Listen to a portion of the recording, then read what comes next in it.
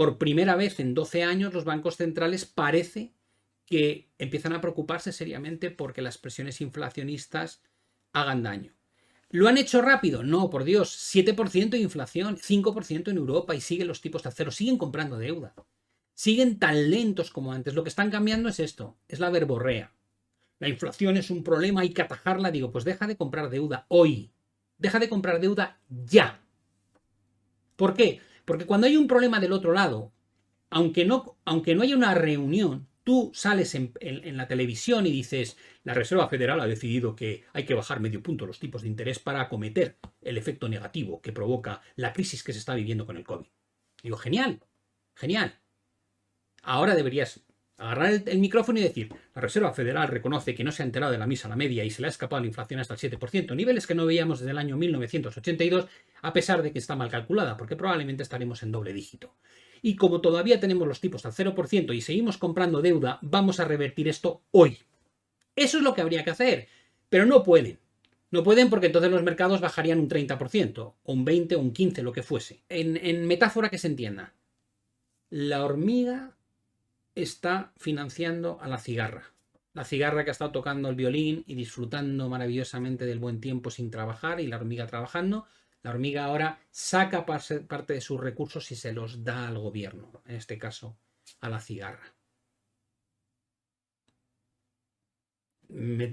Reflexionar sobre el tema es muy curioso.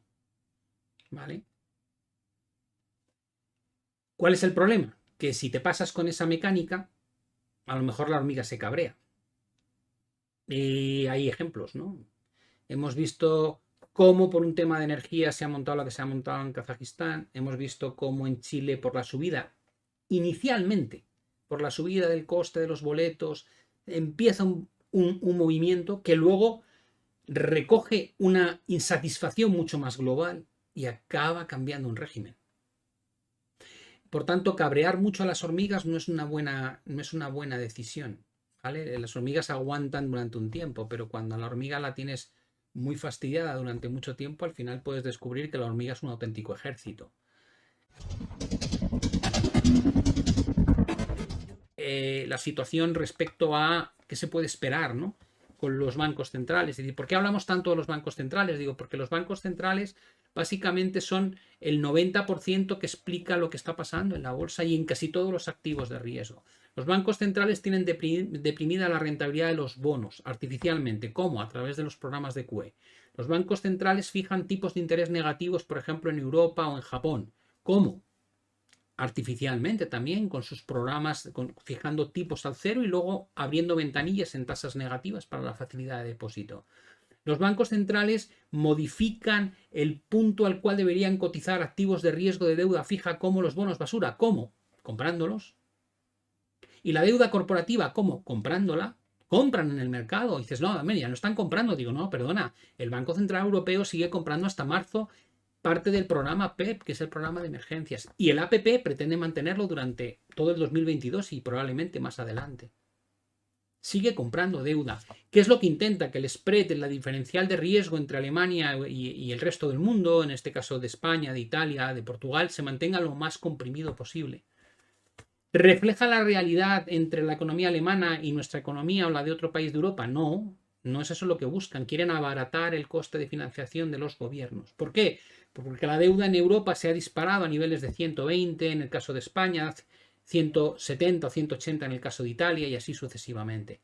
Con lo cual les va la vida en proteger ese coste de financiación para que no sea un problema y que no desvirtúe la tendencia de crecimiento que han creado artificialmente desde el año 2020. Pues vale, hay más intervenciones. Digo, hombre, claro, la liquidez que vuelcan al mercado está directamente relacionada y puedes ver que hay correlaciones del 80 y tantos % larga con el comportamiento de la bolsa mundial, con el comportamiento de los FANG stock, con el comportamiento del SP500, etcétera, etcétera. Y dices, vale, ¿cómo lo hacen? Deprimiendo la prima de riesgo, la ponen, la dejan, o sea, el concepto de la put es la opción put, en este caso es como el seguro que los inversores creen contar con los bancos centrales es en cuanto caiga, van a hacer algo, lo van a arreglar. Ese es el concepto, lo van a arreglar. Es como el niño que es un trasto, pero su padre tiene mucho poder y mucho dinero, ¿no? Y dice, bueno, y si la lía, mi padre me saca. Y mi padre me saca de la cárcel, mi padre me arregla, mi padre paga la fianza, mi padre tiene un mejor abogado, mi padre me ayuda, mi padre no va a permitir que yo acabe en la cárcel 30 años. Ese es un poco el concepto. Y dices, vale, ¿cuál es el problema? El problema es que el niño comienza a hacer muchas barrabasadas, empieza a crecerse. Y ya le da igual. Le pega una paliza a uno, viola a otra persona, y dices, pero bueno, esto es una barbaridad. Digo, sí, pero como no le pasa nunca nada, estás creando un monstruo. El monstruo somos los inversores que pensamos que no hay riesgo. Porque los bancos centrales siempre nos van a hacer un bailout, siempre nos van a salvar. Y dices, vale, esa es la mentalidad que nos han cultivado durante 12 años desde la crisis 2008. Y ahora surge el tema de la inflación, ¿no? Y dices, ¿y por qué ahora merece la pena hablar mucho más de esto? Digo, bueno, pues sencillamente porque por primera vez en 12 años los bancos centrales parece que empiezan a preocuparse seriamente porque las presiones inflacionistas hagan daño. ¿Lo han hecho rápido? No, por Dios, 7% de inflación, 5% en Europa y siguen los tipos de cero, siguen comprando deuda. Siguen tan lentos como antes. Lo que están cambiando es esto, es la verborrea. La inflación es un problema, hay que atajarla. Digo, pues deja de comprar deuda hoy. Deja de comprar deuda ya. ¿Por qué? Porque cuando hay un problema del otro lado, aunque no haya una reunión, tú sales en la televisión y dices, la Reserva Federal ha decidido que hay que bajar medio punto los tipos de interés para acometer el efecto negativo que provoca la crisis que se está viviendo con el COVID. Digo, genial, genial. Ahora deberías agarrar el micrófono y decir, la Reserva Federal reconoce que no se ha enterado de la misa a la media y se le ha escapado la inflación hasta el 7%, niveles que no veíamos desde el año 1982, a pesar de que está mal calculada, porque probablemente estaremos en doble dígito. Y como todavía tenemos los tipos al 0% y seguimos comprando deuda, vamos a revertir esto hoy. Eso es lo que habría que hacer, pero no pueden. No pueden porque entonces los mercados bajarían un 30%, o un 20% o un 15%, lo que fuese. Entonces, se inventan el forward guidance. El forward guidance es, os voy a decir lo que estoy pensando, que voy a pensar dentro de 2 meses respecto a lo que voy a hacer y os lo voy a ir narrando semana a semana. Estoy pensando que va a haber que empezar a pensar en dejar de comprar bonos. Estamos pensando que tenemos que empezar a dejar de comprar bonos. Vamos a dejar de comprar bonos. Esa es la secuencia. Esos son los algodones. Y dices, vale. Y después te dicen, nos hemos dado cuenta que hay que dejar de comprar, pero hay que dejar de comprar mucho más rápido, ¿eh? Va a haber que acabar en marzo. Y mi pregunta es, ¿pero sigues comprando?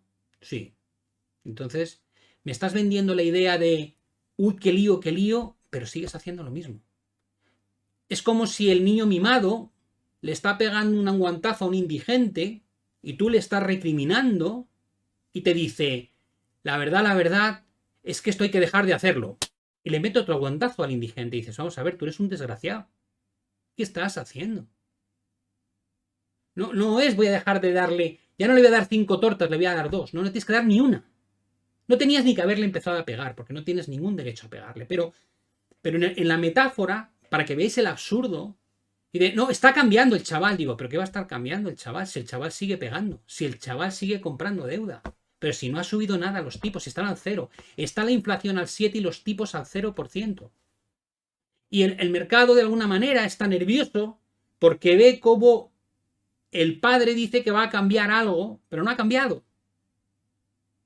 Y dices, ¿y va a cambiar? Digo, pues parece que sí, parece que va a cambiar. Parece que en marzo va a cambiar muchas cosas. Pero no sabemos al final si lo van a hacer. O si lo van a hacer más rápido.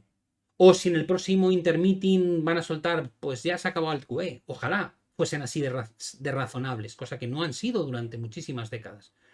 Con lo cual esto demuestra hasta qué punto vivimos en un 2022 con un cambio de inflexión muy importante. El cambio de inflexión de se acabó la sopa boba, se acabó el apoyo incondicional. Ahora el mercado debería cotizar acorde a sus fundamentos, acorde a lo que realmente tiene que valer. Y no tiene que valer ni muchísimo menos lo que vale, porque se están pagando más de 3 veces ventas por las compañías del S&P 500. Valoraciones que jamás se han pagado, ni siquiera en el año 2000. Y dices, vale, ¿lo van a dejar ajustarse? Ah, amigo, creo que no. Creo que en cuanto la cosa se ponga fea, van a hacer cualquier cosa. ¿De qué va a depender? De cómo de rápido se ponga fea. Va a depender, lógicamente, de cómo está la inflación. Si se pone feísimo en enero o febrero y la inflación sigue al 7, van a tener las manos muy atadas. Si la cosa se pone fea en la segunda parte de 2022 y la inflación ya no está al 7, sino que está al 4,5, tal vez digan, bueno, ya la inflación está revertiendo al 2%, que es lo que pensábamos, y era transitorio como pensábamos, con lo cual ya no hay que modificar la política monetaria, ya no hay que subir tanto las tasas de interés, ya no hay que reducir tanto el balance del Banco Central Europeo. Eso es lo que nos vamos a jugar este año, ¿no?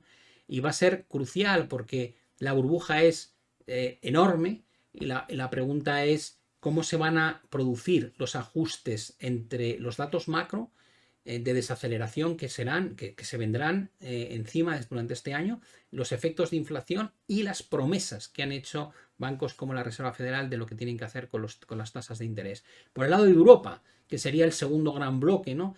Tenemos una situación en la que el otro día de Guindos, que es el vicepresidente del Banco Central Europeo, vino a decir como que tal vez la inflación no sea tan transitoria, ¿no?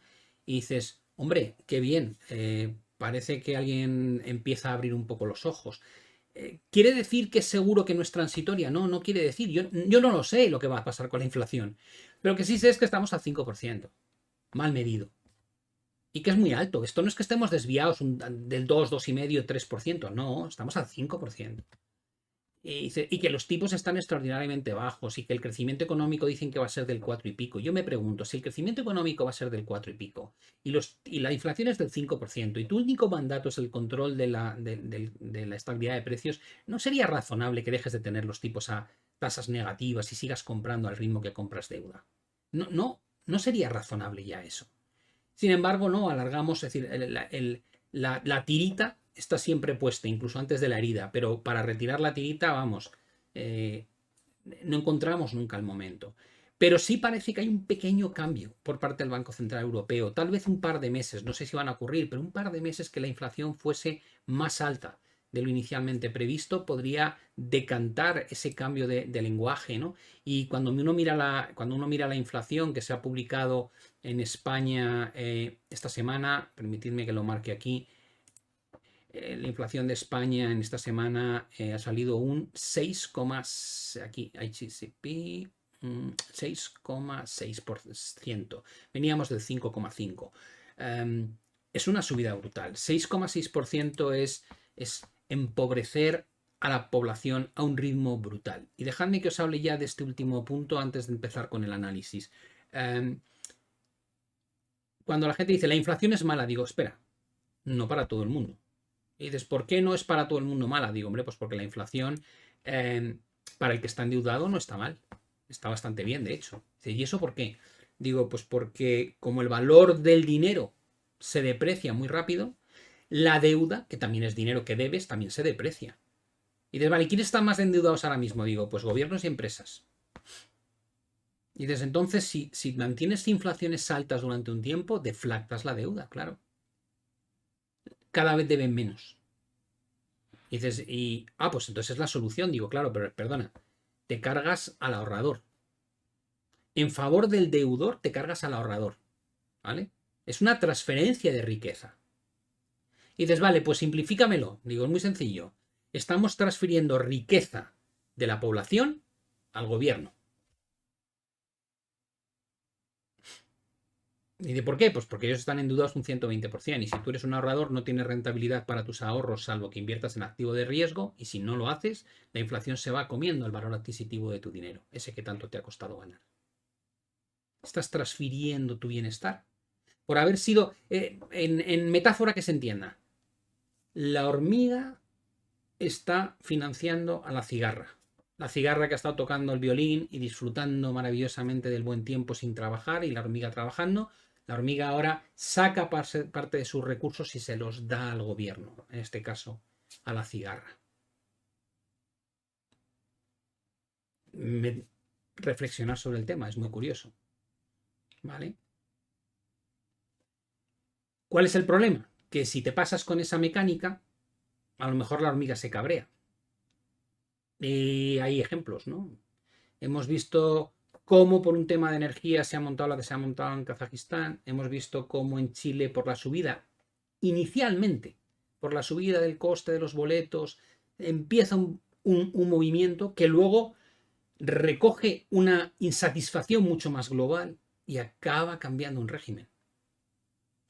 Por tanto, cabrear mucho a las hormigas no es una buena decisión, ¿vale? Las hormigas aguantan durante un tiempo, pero cuando a la hormiga la tienes muy fastidiada durante mucho tiempo, al final puedes descubrir que la hormiga es un auténtico ejército.